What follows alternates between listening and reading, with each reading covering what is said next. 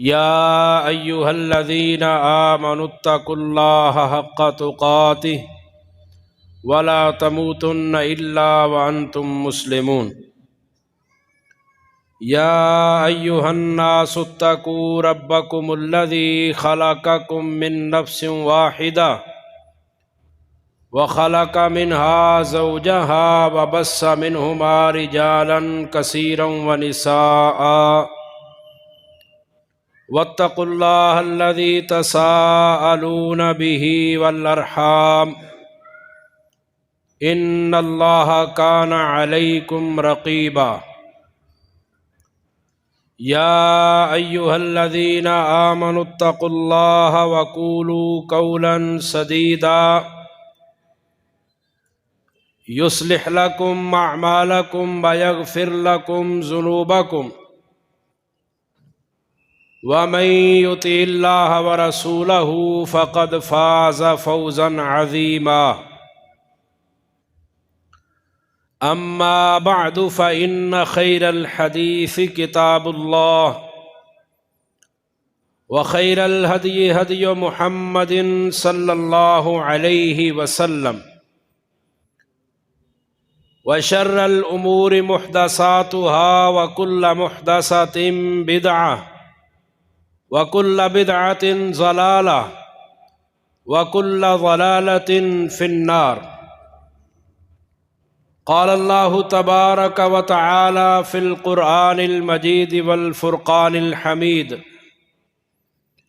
يا أيها الذين آمنوا كتب عليكم الصيام كما كتب على الذين من قبلكم لعلكم تتقون. وقال النبي صلى الله عليه وسلم عن أبي هريرة رضي الله تعالى عنه أنه قال: قال رسول الله صلى الله عليه وسلم: من صام رمضان إيمانا واحتسابا غفر له ما تقدم من ذنبه.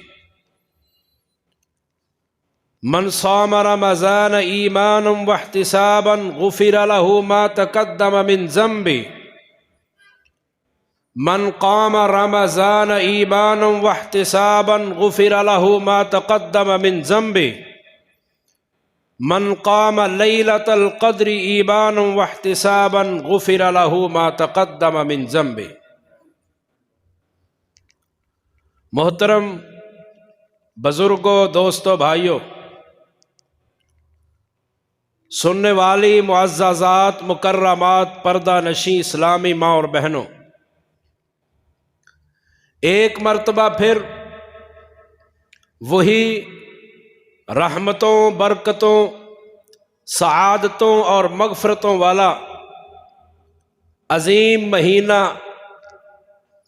رمضان المبارک سایہ فگن ہونے والا ہے، اور یہ مہینہ ہم سے یہ تقاضا کرے گا کہ کہیں ایسا نہ ہو کہ جس طرح پچھلے جتنے بھی رمضان گزرے ان سے ہم نے حقیقی معنوں میں فائدہ حاصل نہیں کیا، تو رمضان یہ تقاضا کرے گا کہ کہیں ایسا نہ ہو کہ اس رمضان بھی تم مجھ سے فائدہ حاصل نہ کر سکو۔ یہ رمضان المبارک کا تقاضا ہے، یہ فضیلتیں سمیٹنے کا مہینہ ہے۔ اور ایک بات یہ بھی ہے، رمضان ہمیں پیغام دیتا ہے، رمضان کا میسج ہے کہ دیکھو کتنے ہی لوگ ایسے تھے جو پچھلے رمضان سحر و افطار میں، رمضان المبارک کی راتوں کے قیام میں ہمارے ساتھ تھے، لیکن اس رمضان وہ نظر نہیں آئیں گے، اس لیے کہ وَلَن يُؤَخِّرَ اللَّهُ نَفْسًا إِذَا جَاءَ أَجَلُهَا، جب کسی کا وقت مقررہ آ جاتا ہے تو وہ آگے پیچھے نہیں ہوتا، جب اس کی صدا آئی تو وہ یہ جہان چھوڑ کر چلے گئے، اب وہ نہیں ہیں۔ تو یہ رمضان ہم سے تقاضا کرے گا کہ تم نے اس سے فوائد حاصل کرنے ہیں، برکات کو سمیٹنا ہے، فضیلتوں کو حاصل کرنا ہے۔ تو ہم رمضان المبارک کی فضیلتوں، رحمتوں اور برکتوں کو کیسے سمیٹ سکتے ہیں، اس کے عنوان سے آج آپ کے سامنے چند باتیں ذکر کرنی ہیں۔ اللہ سے دعا ہے کہ اللہ مجھے اور آپ کو سن سنا کر عمل کرنے کی توفیق عطا فرمائے۔ جو سب سے پہلی بات ہے رمضان سے فائدہ حاصل کرنے کے لیے، سب سے پہلی بات یہ ہے کہ ہم اپنے گزشتہ گناہوں سے اللہ رب العالمین کے سامنے ان کا ذکر کریں، گزشتہ گناہوں کا، اور توبہ کر لیں۔ اللہ رب العالمین قرآن حکیم میں فرماتے ہیں، یا ایھا الذین آمنوا توبوا الی اللہ توبۃ نصوحا، اے ایمان والو اللہ کے ہاں توبۃ النصوح کر لو۔ جب توبہ کرو گے عسیٰ ربکم ان یکفر عنکم سیئاتکم ویدخلکم جنات تجری من تحتہا الانہار، تم توبہ کرو گے اللہ تمہارے گناہوں کو معاف کر دے گا، تمہیں جنتوں کے اندر داخل کر دے گا۔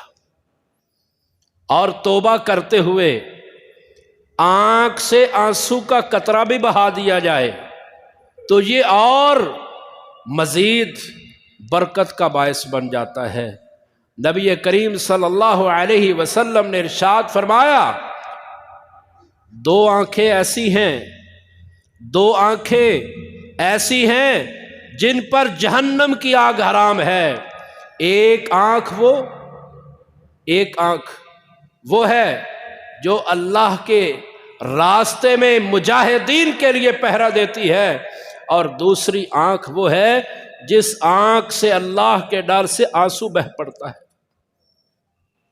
صحیح بخاری کے اندر 660 نمبر روایت ہے، سیدنا ابو ہریرہ رضی اللہ تعالیٰ عنہ بیان کرتے ہیں کہ نبی کریم صلی اللہ علیہ وسلم نے فرمایا، 7 بندوں کو اللہ اپنے عرش کا سایہ نصیب کریں گے، ان میں سے ایک بندہ رجل ذکر اللہ خالیا ففاضت عیناہ، وہ بندہ جو تنہائی میں بیٹھ کر اللہ کو یاد کرتا ہے، اس کی آنکھوں سے آنسو بہہ پڑتے ہیں، اللہ اس بندے کو بھی اپنے عرش کا سایہ نصیب کریں گے۔ تو توبہ کیجئے، اور رمضان کا جو مقصد ہے، جو بنیادی مقصد ہے، وہ ہے تقوی کا حصول۔ اپنے دل کے اندر رب کا ڈر پیدا کیجئے۔ اللہ قرآن میں فرماتے ہیں، اے ایمان والو تم پر روزہ رکھنا اسی طرح فرض کیا گیا جیسے تم سے پہلے لوگوں پر فرض کیا گیا تھا، لعلکم تتقون، تو تاکہ تمہارے دلوں کے اندر اللہ کا خوف پیدا ہو جائے، تقوی آ جائے۔ یہی اصل مقصد ہے روزے کا۔ سیدنا عبداللہ ابن عمر رضی اللہ تعالیٰ عنہما، المعجم الکبیر طبرانی کی روایت ہے، عبداللہ بن عمر رضی اللہ تعالیٰ عنہما ایک دن اپنے کچھ ساتھیوں کے ساتھ سفر کر رہے تھے۔ سفر کے دوران ان کا گزر، حضرت عبداللہ بن عمر کا گزر ایک ایسے علاقے سے ہوا کہ وہاں پر ایک بندہ بکریاں چرا رہا تھا۔ سخت گرمی کا موسم، بندہ بکریاں چرا رہا ہے۔ حضرت عبداللہ بن عمر رضی اللہ تعالیٰ عنہما اسے کہتے ہیں، اے اللہ کے بندے، ایک بکری مجھے بیچ دو، ایک بکری مجھے بیچ دو۔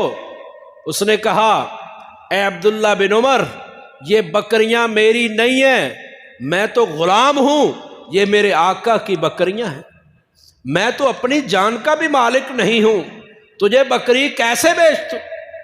حضرت عبداللہ بن عمر رضی اللہ تعالی عنہما نے اس کو کہا تو اتنی سخت گرمی میں بکریاں چرا رہا ہے، تو کسی کا غلام ہے، تو آ ہمارے ساتھ کھانا ہی کھا لے۔ اس نے جواب دیا، کہا اے اللہ کے بندے انی صائمن، میں روزے دار ہوں، میرا روزہ ہے۔ عبداللہ بن عمر رضی اللہ تعالی عنہما نے کہا تو نے اتنے سخت موسم کے اندر، سخت گرمی میں، عرب کی گرمی کے اندر تو نے اس موسم میں روزہ رکھا ہوا ہے؟ تو اس کا جواب کیا تھا؟ کہنے لگا میں نے جہنم کی گرمی سے بچنے کے لیے روزہ رکھا ہے۔ عبداللہ بن عمر رضی اللہ تعالیٰ عنہما نے اس بندے کو دیکھا، یہ تو بڑا اللہ کا نیک بندہ ہے، متقی پرہیزگار ہے۔ تو عبداللہ بن عمر رضی اللہ تعالیٰ عنہ نے اس کا تقوی چیک کرنے کے لیے اس کو پھر کہہ دیا ایک بکری بیچ دو۔ اس نے کہا بکریاں میری نہیں، میں نہیں بیچ سکتا۔ عبداللہ بن عمر رضی اللہ تعالی عنہما نے اس کو کہا اللہ کے بندے ایک بکری بیچ دے، جب تجھے تیرا مالک پوچھے نا کہ بکری کہاں پر گئی تو اس کو کہہ دینا کہ اس کو بھیڑیا کھا گیا ہے۔ تیرا مالک تو تجھے نہیں دیکھ رہا، اسے کہنا کہ بکری بھیڑیا کھا گیا ہے۔ تو اس کا جواب کیا تھا؟ اس بندے نے جواب دیا یا عبداللہ، اے عبداللہ، اے اللہ کے بندے، اگر میرا مالک نہیں دیکھ رہا فَأَيْنَ اللَّهُ، تو پھر بتاؤ اللہ کہاں ہے؟ اللہ تو مجھے دیکھ رہا ہے۔ اس حدیث نے ثابت کیا، اس واقعے نے یہ بات ثابت کی کہ روزے کا مقصد تقوی کا حصول ہے۔ اپنے دل کے اندر رب کا ڈر پیدا کیجئے، یہ روزے کا مقصد ہے۔ اور رمضان ہم نے گزارنا کیسے ہے؟ وہ روزہ رکھ کے گزارنا ہے، روزے کے بغیر رمضان نہیں گزارنا۔ ایک نفلی روزہ، یہ تو فرضی آ رہے ہیں نا رمضان المبارک کے۔ مجھے یہاں پر ایک بات کرنی ہے، وہ بات یہ ہے کہ گزشتہ کل، جو کل گزری ہے، اس کل میں فلسطین کی ایک چھوٹی سی بچی نے اس ملبے کے اوپر بیٹھ کر، جو ملبہ ان کے گھروں کا گرا دیا گیا، اس کے ماں باپ کو شہید کر دیا گیا، اس ملبے کے اوپر بیٹھ کے کہتی ہے اے مسلمانوں، اے کائنات کے ایمان والو، مسلمانوں تمہیں رمضان المبارک کا مہینہ مبارک ہو، ہم تو رمضان کے آنے سے پہلے ہی روزے دار ہیں، ہم پہلے ہی روزے دار ہیں۔ تو اس کی یہ آواز ہے، یہ پکار ہے، ہم خاموش تماشائی بنے ہوئے ہیں۔ اللہ تعالیٰ امت مسلمہ کو جہاد کی توفیق عطا فرمائے۔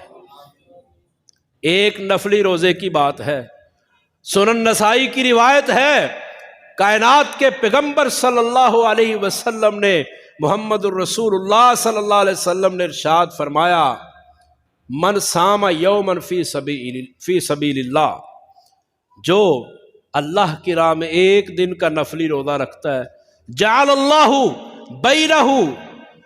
بینہ و بین النار خندقا کما بین السماء والارض۔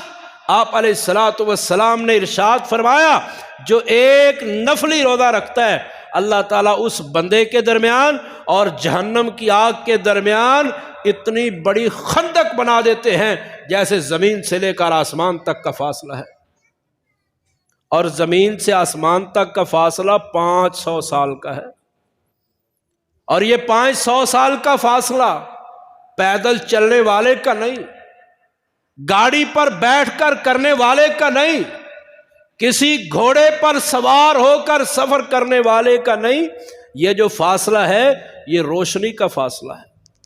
یعنی روشنی جتنی تیزی کے ساتھ سفر کرے اور 500 سال تک وہ سفر کرتی رہے، جتنا وہ سفر کرے گی اتنا زمین سے لے کر آسمان تک کا فاصلہ ہے۔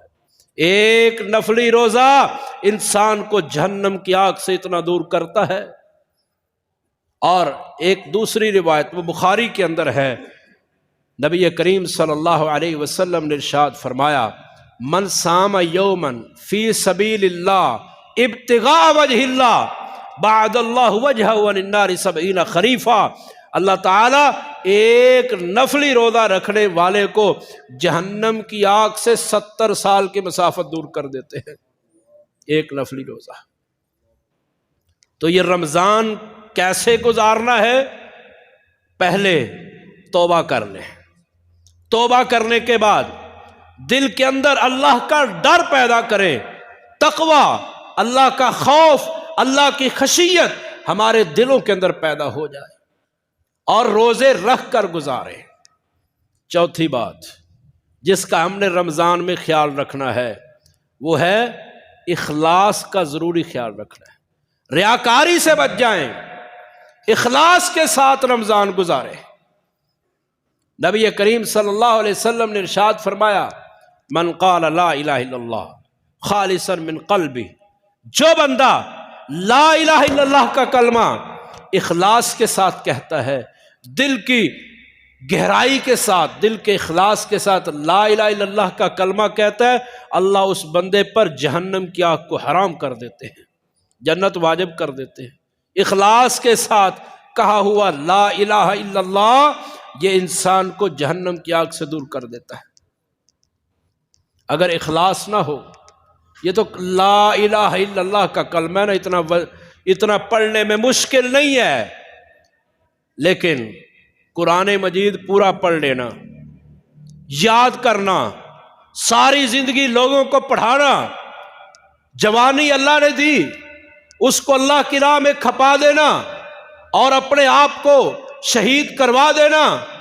اللہ نے مال دیا، اس مال کو سارے کو اللہ کی راہ میں خرچ کر دینا، لیکن اگر اخلاص نہیں ہے تو یہ تینوں عمل، قرآن مجید پڑھنا، سخاوت کرنا، شہادت، یہ سارے انسان کو جہنم میں لے جانے کا باعث بن جائے گا۔ جامع ترمذی کی روایت ہے، شفیش بن الاصبحی رحمہ اللہ بیان کرتے ہیں، کہتے ہیں میں ایک مرتبہ حضرت ابو ہریرہ رضی اللہ تعالیٰ عنہ کی مجلس میں گیا، میں نے مجلس میں بیٹھ کر ان کی احادیث کو سنا، جب وہ احادیث بیان کر کے فارغ ہوئے، لوگ چلے گئے، میں ابو ہریرہ رضی اللہ تعالیٰ عنہ کے قریب آیا، میں نے کہا اے ابو ہریرہ رضی اللہ تعالیٰ عنہ، آپ مجھے وہ حدیث بیان کیجئے جو آپ نے اپنے کانوں سے اللہ کے رسول صلی اللہ علیہ وسلم سے سنی۔ شفیع بن الاصبحی بیان کرتے ہیں حضرت ابو ہریرہ نے حدیث بیان کرنا بھی شروع کی ہی تھی کہ ان پر غشی طاری ہو گئی، بے ہوش ہو گئے۔ غشی طاری ہوتی ہے، لوگ پانی چھڑکتے ہیں، ابو ہریرہ رضی اللہ تعالیٰ عنہ کو ہوش آتا ہے، افاقہ ہوتا ہے، ان کو بٹھا دیتے ہیں، جب بالکل صحت کی حالت میں ہو جاتے ہیں، صحو کی حالت میں ہوتے ہیں، تو پھر حدیث بیان کرنا شروع کرتے ہیں۔ دوبارہ بیان کرنا شروع کی، پھر بے ہوش ہو گئے۔ 4 مرتبہ ابو ہریرہ رضی اللہ تعالیٰ عنہ حدیث بیان کرنے سے پہلے بے ہوش ہوئے۔ جب چوتھی مرتبہ کے بعد بیان کرنے لگے تو فرمانے لگے، ابو ہریرہ رضی اللہ تعالیٰ عنہ وہ بیان کرنے لگے کہ نبی کریم صلی اللہ علیہ وسلم نے ارشاد فرمایا، جہنم کی آگ کو، قیامت کے دن جہنم کی آگ کو سب سے پہلے 3 بندوں کے ساتھ بھڑکایا جائے گا، یعنی یوں سمجھے کہ 3 بندوں کو قیامت کے دن جہنم کے ایندھن کے طور پر استعمال کیا جائے گا، لکڑیوں کی جگہ پر ان 3 بندوں کو لایا جائے گا۔ کون سے بندے ہیں؟ پہلے نمبر پر فرمایا وہ بندہ جو قرآن پڑھتا ہے، ساری زندگی قرآن پڑھتا اور اس کو سمجھتا رہا، سیکھتا سکھاتا رہا، اللہ کے پاس لایا جائے گا، اللہ فرمائیں گے میں نے تجھے قرآن کا علم دیا، تو نے اس کے ساتھ کیا کیا؟ وہ کہے گا اے اللہ عملت بما فیہ، جو اس قرآن میں تھا میں نے اسی سبھی پر عمل کیا، لوگوں کو سکھاتا بھی رہا۔ اللہ فرمائیں گے کذبتا، تو جھوٹ بولتا ہے، تو جھوٹ کہتا ہے، تو نے یہ سبھی کچھ اس لیے کیا تھا لیقال انہ قارئ، کہ کہا جائے یہ بہت بڑا قاری ہے، تجھے قاری کا مقام دے دیا جائے، تجھے قاری کہہ دیا جائے۔ تو نے تو اس لیے قرآن پڑھا تھا، اس لیے سکھایا تھا، تو نے لوگوں کے لیے کیا۔ آج تو لوگوں سے اپنا اجر دنیا کے اندر لے کے آ چکا ہے، میرے پاس تیرا اجر نہیں ہے۔ حدیث ہے ترمذی کے اندر، مسلم میں موجود ہے، آپ علیہ السلام نے فرمایا یسحب بہ الی النار، اس کو گھسیٹ کر جہنم میں پھینک دیا جائے گا۔ اب قرآن مجید ہے نا، قرآن مجید پڑھنا، نبی کریم صلی اللہ علیہ وسلم نے فرمایا من قرأ حرفا من کتاب اللہ، جس نے کتاب اللہ کا ایک حرف پڑھا، فَلَهُ بِهَا عَشْرُ حَسَنَةٍ، اس کو ایک حرف پڑھنے سے 10 نیکیاں ملتی ہیں، ایک حرف پڑھنے سے 10 نیکیاں۔ اور فرمایا وَلَا أَقُولُ الف لام میم حرف لیکن الف حرف ولام حرف ومیم حرف، فرمایا میں یہ نہیں کہتا کہ الف لام میم ایک حرف ہے، بلکہ الف ایک حرف، لام ایک حرف، میم ایک حرف، الف لام میم پڑھنے سے 30 نیکیاں ملتی ہیں۔ اتنا بڑا عمل لیکن جہنم میں لے جا رہا ہے، وجہ کیا ہے؟ اخلاص نہیں ہے۔ اور نبی کریم صلی اللہ علیہ وسلم نے اسی لیے فرمایا تھا مجھے اپنی امت پر جس چیز کا سب سے زیادہ خدشہ ہے وہ یہی ہے کہ میری امت ریاکاری میں مبتلا ہو جائے گی، دکھلاوے کے اندر مبتلا ہو جائے گی۔ اور یہ یاد رکھیے گا، مسند احمد کی روایت ہے، نبی کریم صلی اللہ علیہ وسلم نے فرمایا جو بندہ عمل اس لیے کرتا ہے کہ لوگوں میں مشہور ہو جائے، لوگوں کے اندر اس کی شہرت بن جائے، لوگ اس کو قاری کہنا شروع کر دیں، لوگ اس کو شہید کہنا شروع کر دیں، لوگ اس کو مجاہد، غازی اور سخی کہنا شروع کر دیں، جو اس لیے عمل کرے گا، کائنات کے پیغمبر صلی اللہ علیہ وسلم کا فرمان ہے اللہ اس کی شہرت تو کر دے گا، لیکن شہرت کرنے کے ساتھ اسے کائنات کے اندر، دنیا کے اندر بھی حقیر و ذلیل کرے گا، اور آخرت میں بھی اس کو حقیر و ذلیل کر کے رکھ دے گا۔ لہذا اخلاص پیدا کیجیے۔ روزہ رکھنا ہے، رمضان کے اندر جو بھی نیکی کرنی ہے اس کے اندر اخلاص ہونا چاہیے، ریاکاری سے بچنا ہے، اخلاص کو اپنے دلوں کے اندر جگہ دینی ہے، اور ہمیں ہر وقت دعا کرنی چاہیے کہ اللہ ہمارے دلوں سے ریاکاری کو کھرچ کھرچ کے نکال دے، اور ہمارے دلوں کے اندر اخلاص کو کوٹ کوٹ کے بھر دے۔ اللہ رب العالمین سے ہمیں ہر وقت یہ دعا کرتے رہنا چاہیے۔ اور رمضان کے اندر جو ایک بڑا عظیم کام کرنا ہے وہ یہ ہے کہ رمضان المبارک کے مہینے میں قرآن مجید پڑھنا بھی ہے اور اس کو سننا بھی ہے، پڑھنا بھی ہے اور سننا بھی ہے۔ نبی کائنات جناب محمد الرسول اللہ صلی اللہ علیہ وسلم رمضان میں قرآن کے ساتھ کیسا تعلق قائم تھا ان کا، سیدنا انس رضی اللہ تعالیٰ عنہ بیان کرتے ہیں کہ نبی کریم صلی اللہ علیہ وسلم ہر رمضان میں جتنا قرآن نازل ہو چکا ہوتا تھا اتنے قرآن کا دور جبریل علیہ السلام سے کیا کرتے تھے۔ جبریل علیہ السلام نبی صلی اللہ علیہ وسلم کو سناتے، اور نبی صلی اللہ علیہ وسلم جبریل علیہ السلام کو سناتے۔ اور جس سال نبی کریم صلی اللہ علیہ وسلم کی وفات ہوئی اس سال آپ علیہ السلام نے جبریل علیہ السلام کے ساتھ 2 مرتبہ قرآن مجید کا دور کیا تھا، 2 مرتبہ۔ ہمیں نہیں نا معلوم کہ ہماری موت کب آئے گی، نہیں پتا کہ کب فوت ہو جائیں گے، کب موت آ کر ہمیں دبوچ لے گی، کب ہمارا زندگی کا سورج غروب ہو جائے گا اور ہمارا اگلا سفر شروع ہو جائے گا۔ اس لیے ہمیں رمضان میں کم از کم 3 مرتبہ تو قرآن مجید پڑھنا چاہیے نا، 3 مرتبہ۔ کئی لوگ ایسے ہیں 1 مرتبہ بھی قرآن مجید مکمل نہیں کرتے، کم از کم 3 مرتبہ قرآن مجید مکمل کرنا چاہیے، اور قرآن مجید کے ساتھ اپنا خاص تعلق قائم رکھنا چاہیے۔ قرآن مجید پڑھنا ہے۔ حضرت امام بخاری رحمۃ اللہ علیہ وہ ایک رات کے اندر قرآن مجید کے 10 پارے پڑھا کرتے تھے، ایک رات میں 10 پارے، اور یہ ان کا معمول تھا۔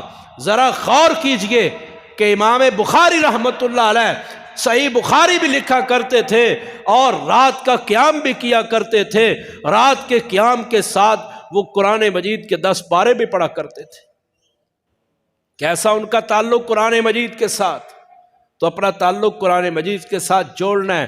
رمضان میں صرف قرآن مجید پڑھنا نہیں، آپ نے کبھی غور کیا جہاں پر اللہ رب العالمین نے قرآن مجید کا تعلق کیا، کا ذکر رمضان کے تعلق کے ساتھ ذکر کیا؟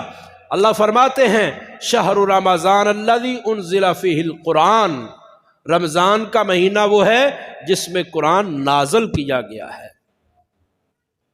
اور آگے فرما ھدی للناس، یہ قرآن مجید صرف پڑھنے کی کتاب نہیں ہے، ھدی للناس یہ لوگوں کے لیے ہدایت کی کتاب بھی ہے، اس سے ہدایت بھی حاصل کرنی ہے۔ تو قرآن مجید رمضان میں صرف پڑھنا نہیں بلکہ اس میں تدبر بھی کرنا ہے، اس میں غور کرنا ہے، اس میں تدبر اور غور کر کے اس کو پڑھنا ہے۔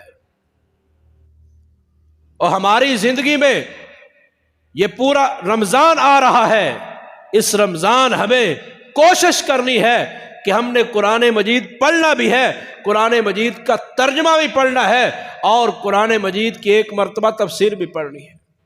مختصر تفاسیر موجود ہے، صلاح الدین یوسف رحمہ اللہ کی تفسیر بڑی مختصر جامع تفسیر موجود ہے، بندہ رمضان میں بڑی آسانی کے ساتھ اس کو کمپلیٹ کر سکتا ہے، اس کو مکمل کر کے پڑھ سکتا ہے۔ اسی لیے نبی کریم صلی اللہ علیہ وسلم کا فرمان ہے فضل العالم علی العابد کفضلی علی ادناکم، آپ علیہ السلام نے فرمایا کہ ایک عالم کی ایک عابد پر اتنی فضیلت ہے جیسے میری یعنی محمد صلی اللہ علیہ وسلم کی ایک ادنا صحابی پر فضیلت ہے۔ کیوں؟ عابد نے ساری رات عبادت کرنی ہے، لیکن عالم نے قرآن مجید جب پڑھنا ہے تو اس میں غور و فکر کر کے پڑھنا ہے۔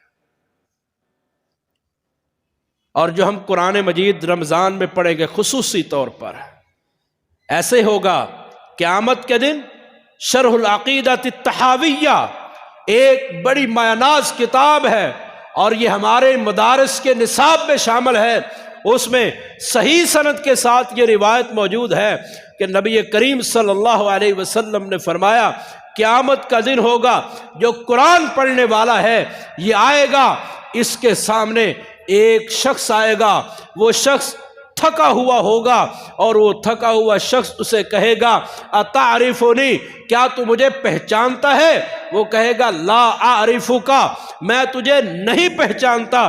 وہ کہے گا میں وہ قرآن ہوں جو تم پڑھا کرتا تھا، میری وجہ سے تو راتوں کو جاگتا تھا اور دن کو تو مجھے پڑھتا تھا، سنتا تھا، راتوں کو تو میرے ساتھ قیام کرتا تھا، میں وہی قرآن ہوں۔ پھر اللہ رب العالمین کے پاس جائے گا وہ قرآن کہے گا، انسان کی شکل اس کو دی جائے گی، قرآن کہے گا اے اللہ یہ بندہ مجھے پڑھتا رہا ہے، میری وجہ سے راتوں کو جاگتا رہا ہے، اے اللہ میں اس کی سفارش کرتا ہوں۔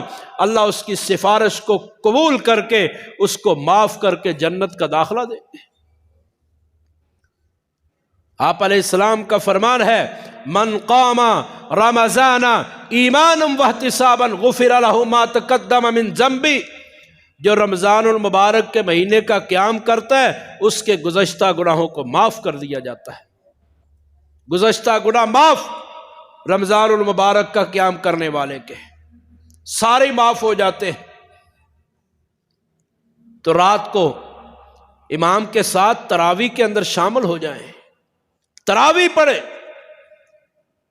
اور ایک بہت بڑی غلطی کرتی ہے عوام، بہت بڑی غلطی کرتے ہیں، بہت بڑے ثواب سے محروم ہو جاتے ہیں۔ وہ کیا کرتے ہیں؟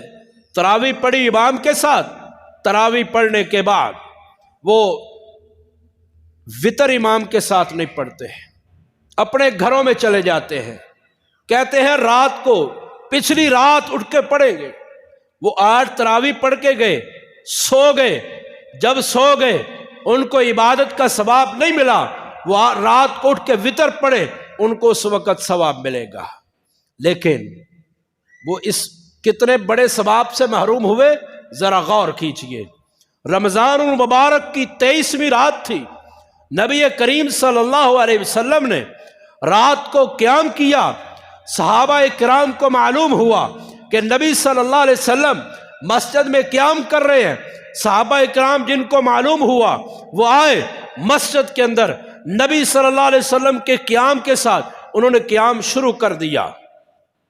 اگلی 24ویں رات آئی، نبی صلی اللہ علیہ وسلم نے قیام نہیں کروایا۔ 25ویں رات نبی صلی اللہ علیہ وسلم نے قیام کروایا، تو جو 23ویں رات صحابہ کرام کی تعداد تھی اس سے زیادہ صحابہ کرام مسجد میں موجود تھے۔ ہمارا معاملہ اس سے الٹ ہے۔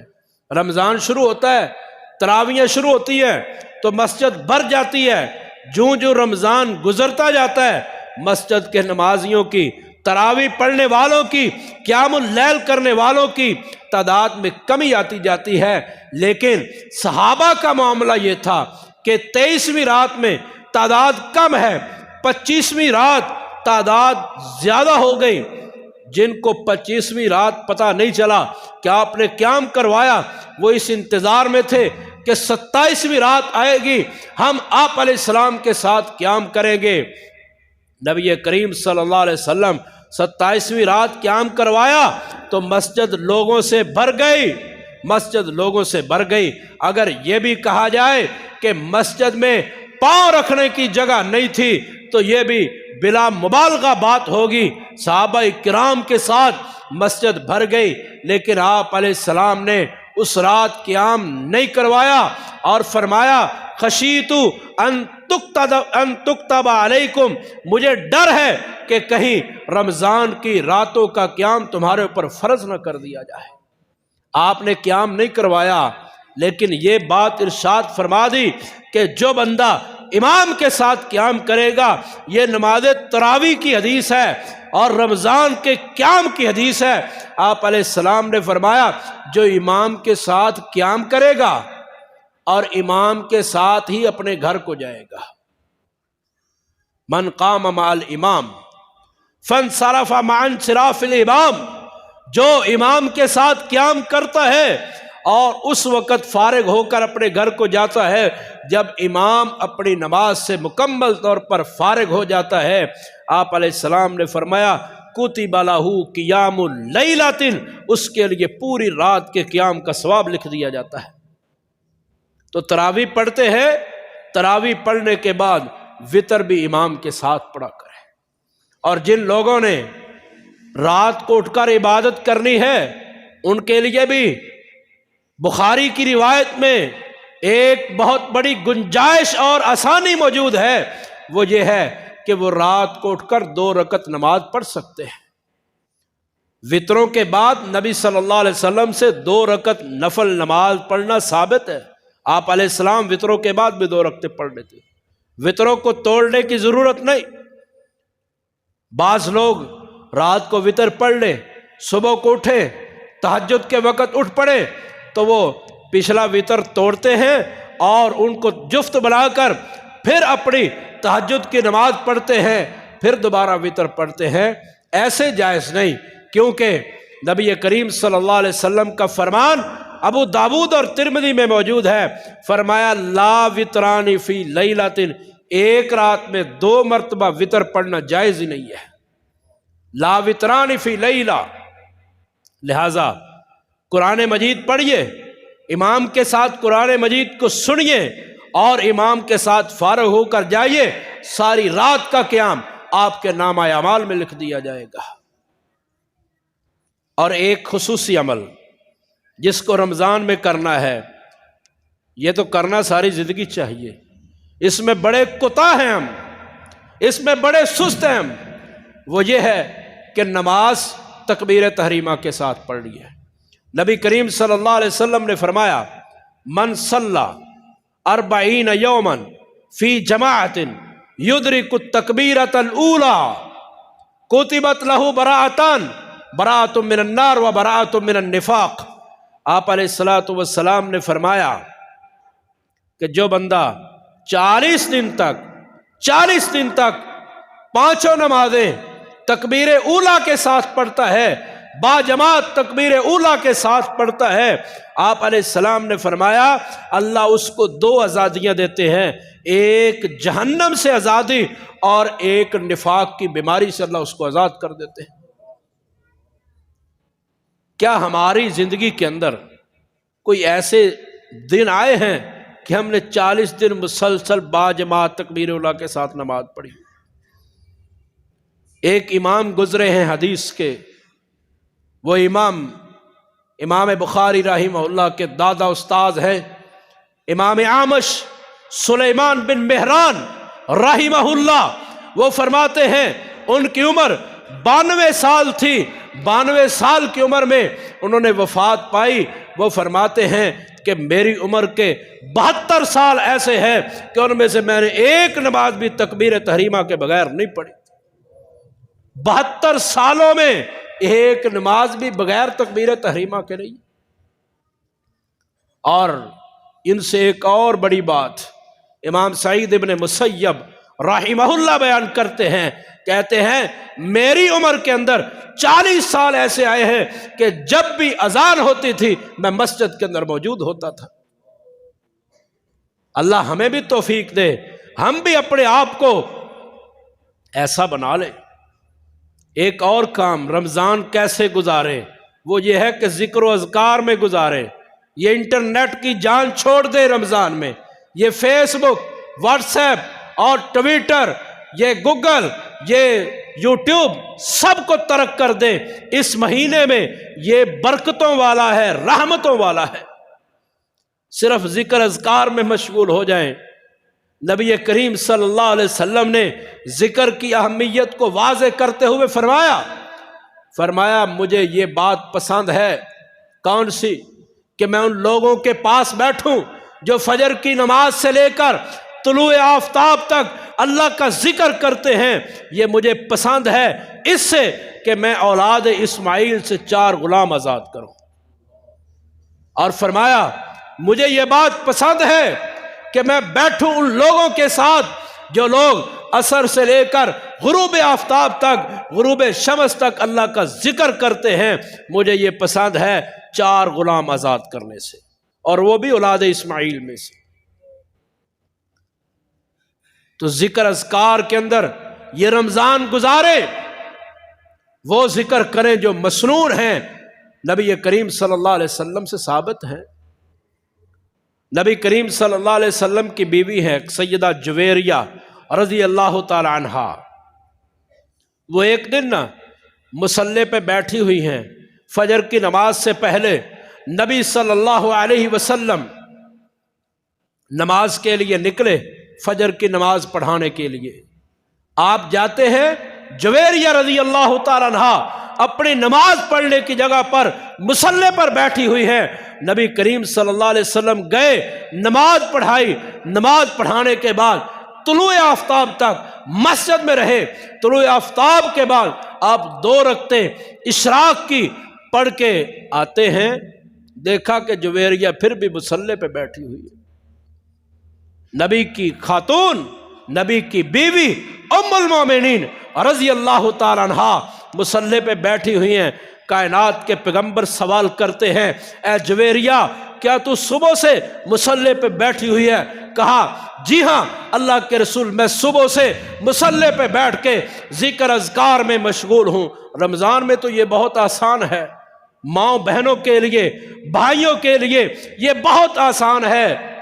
रोज़ा रख लिया, नाश्ते की फिक्र ख़त्म, तो मस्जिद में बैठ जाए, अपने काम तुलुए आफताब के बाद शुरू करे। ये तुलुए आफताब तक का वक़्त अल्लाह को दे दे। ये रमज़ान का 1 महीना है, ये अल्लाह के लिए ख़ास कर दे। हो सकता है यही बख्शिश का बहाना बन जाए, यही माफ़ी का बहाना बन जाए। नबी करीम सल्लल्लाहु अलैहि वसल्लम वापस आते हैं ना, फरमाया जुवेरिया यहीं पे हो? कहा अल्लाह के रसूल सुबह की बैठी हुई। आपने फरमाया लक़द कुल्तु बअदा की 4 कलिमात, کہا اے جویریہ میں نے تیرے پاس سے جانے کے بعد 4 کلمے 3 مرتبہ کہے ہیں، اگر ان 4 کلموں کا تیرے اتنے زیادہ ذکر کے ساتھ وزن کر دیا جائے تو وہ 4 کلمے تیرے سارے ذکر سے افضل ہو جائیں گے، وزنی ہو جائیں گے۔ وہ کون سے کلمات ہیں؟ سبحان اللہ و بحمدی عدد خلقی و رضا نفسی و زینت عرشی و مداد کلماتی۔ فرمایا 3 مرتبہ فجر کے بعد میں نے یہ 4 کلمے کہے ہیں، ان 4 کلموں کا وزن تیرے سارے اذکار کے ساتھ کر دیا جائے تو یہ 4 کلمے وزنی ہو جائیں گے۔ ذکر اذکار میں زندگی گزارے نا۔ نبی صلی اللہ علیہ وسلم کی ایک صحابیہ سیدہ ام ہانی رضی اللہ تعالیٰ عنہ، سیدنا علی رضی اللہ تعالیٰ عنہ کی سگی بہن ہیں۔ سیدہ ام ہانی نبی صلی اللہ علیہ وسلم کی کزن ہے۔ ایک دن نبی صلی اللہ علیہ وسلم ان کے پاس سے گزرے، وہ بھی بیٹھی ہوئی ذکر اذکار کر رہی تھی۔ آپ علیہ الصلوۃ والسلام پاس سے گزرے، انہوں نے گزارش کی اے اللہ کے رسول صلی اللہ علیہ وسلم میرا جسم بھاری ہو گیا، میں ذرا بوڑھی ہو رہی ہوں، مجھ سے زیادہ ذکر نہیں ہوتا، آپ ایسا ذکر بتائیں کہ جو میرے لیے زیادہ ذکر سے کفایت کر جائے۔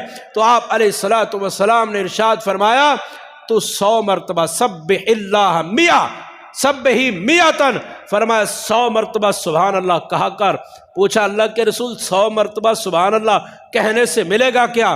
فرمایا اللہ تعالیٰ تجھے اولاد اسماعیل میں سے 100 غلام آزاد کرنے کے برابر ثواب عطا کر دیں گے۔ اور ایک غلام آزاد کرنے کا کیا ثواب ہے معلوم ہے آپ کو؟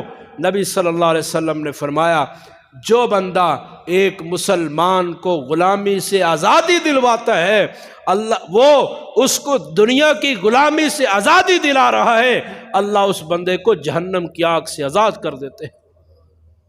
فرمایا 100 مرتبہ سبحان اللہ کہنا، پھر کہا احمدی 100 100 مرتبہ الحمدللہ کہنا ہے۔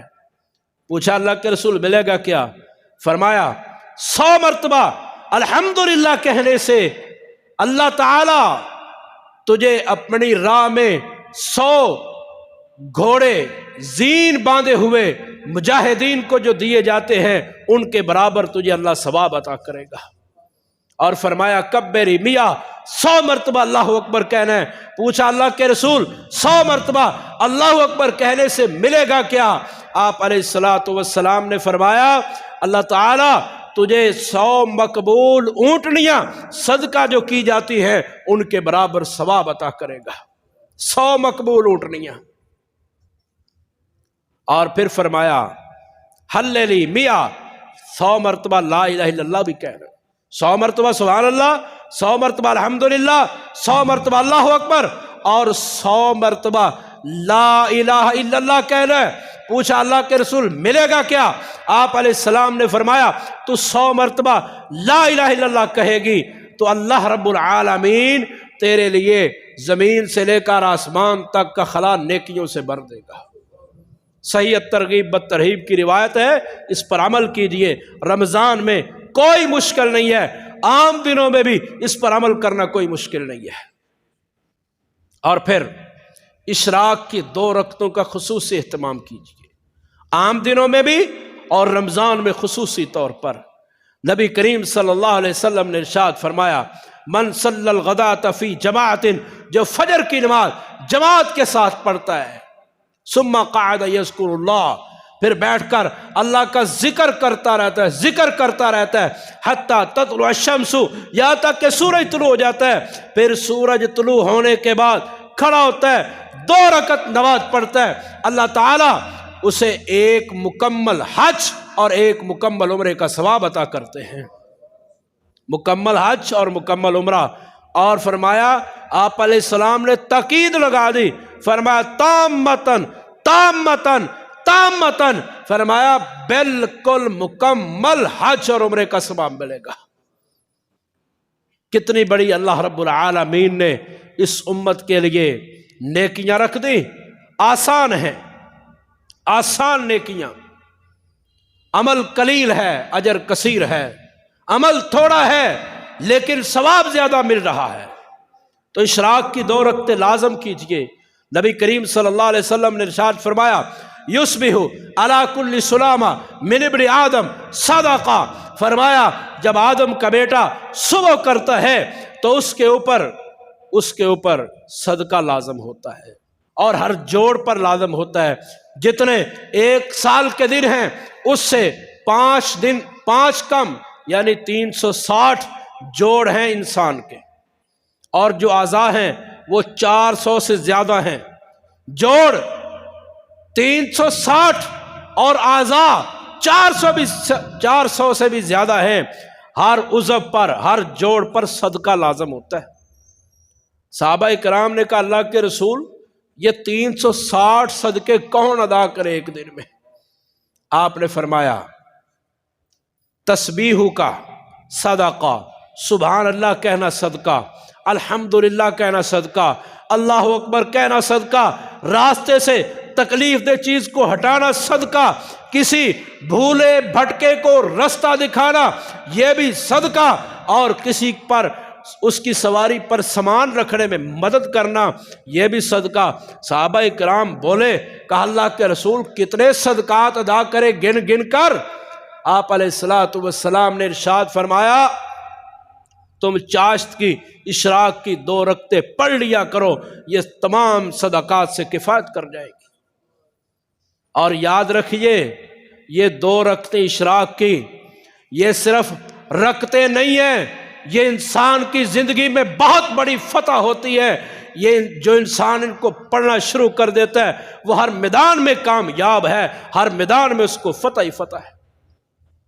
آپ کو یہ بات بڑی اچھی طرح معلوم ہے کہ سلطان محمود غزنوی رحمت اللہ علیہ نے ہندوستان پر 17 حملے کیے، 16 مرتبہ ناکام ہوئے، 17ویں مرتبہ کامیاب ہوئے۔ کیا وجہ تھی 17ویں مرتبہ کامیاب ہونے کے پیچھے راز کیا ہے؟ ایک ہندو نے ہندوستان کی تاریخ لکھتے ہوئے ان کا تذکرہ کیا، سلطان محمود غزنوی کا، اور لکھتا ہے 17ویں مرتبہ جب حملہ کرنے کے لیے سلطان محمود غزنوی آتے ہیں وہ اپنی قوم سے، اپنے مجاہدوں سے، فوجیوں سے خطاب کر کے کہتے ہیں اے میری فوج کے نوجوانوں، میں 2 رکعتیں پڑھتا ہوں، دعا کرتا ہوں اللہ ہمیں فتح دے گا۔ سلطان محمود غزنوی نے 2 رکعتیں پڑھی، 2 رکعتیں پڑھنے کے بعد انہوں نے دعا کی، دعا کرنے کے بعد انہوں نے ہندوستان پہ حملہ کیا۔ ہندو لکھتا ہے، ہندو کا بیان ہے، کہا کہ 17ویں مرتبہ کامیابی دینے والی یہ 2 رکعتیں تھیں۔ تو 2 رکعتوں کو لازم کیجئے۔